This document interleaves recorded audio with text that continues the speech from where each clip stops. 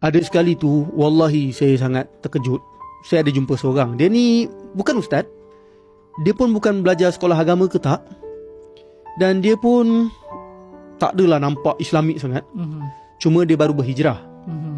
Dan bila saya sembang dengan dia, dia kata dulu dia baca Quran tak lancar. Lepas tu saya tanya, macam mana kau boleh lancarkan Quran? Dia kata dia hire seorang personal ustaz untuk ajar dia dekat rumah, daripada juzuk 1 sampai dia khatam. Lepas tu sekarang, walaupun dia bukan ustaz bukan sekolah agama Okay. dia kata at least dia baca Quran 30 muka surat sehari.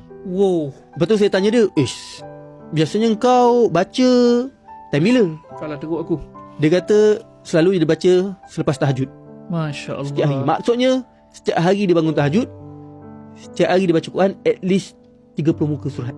Maknanya lebih sejuzuk sehari. Benda tu membuatkan saya terdiam. Lepas jumpa dia tu, saya duduk dalam kereta drive, saya fikir macam, aku ni ustaz belajar agama, tapi aku pun tak istiqamah macam dia.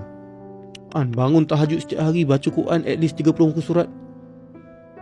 Saya rasa malu sangat dengan diri saya. Malu dengan diri, malu dengan Allah. Tapi dekat situ saya belajar something lah.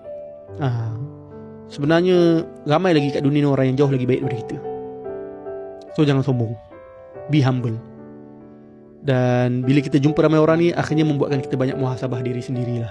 Dan perjumpaan saya dengan orang tersebut telah membuka mata saya lah, yang sebenarnya kalau nak masuk syurga ni, jangan berpada-pada dengan amalan kita yang sekarang. Kita kena tambah, dan kita kena berlumba-lumba ke arah kebaikan.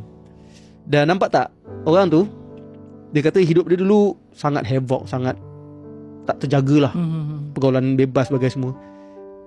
Dia kata kat saya, hidup dia start berubah dengan Al-Quran lah. Masya Allah. Dan sebab itulah saya tulis buku Surat Cinta dari Tuhan ni.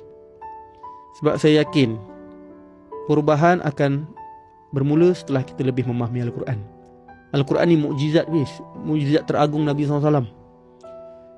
Dan Nabi dah pesan, siapa yang berpegang pada Al-Quran dan Sunnah, dia takkan sesat. Dikala hari ni ramai orang sesat, ramai orang terselewing, banyak orang kata apa, hanyut dengan maksiat, Al-Quran lah penyelamat.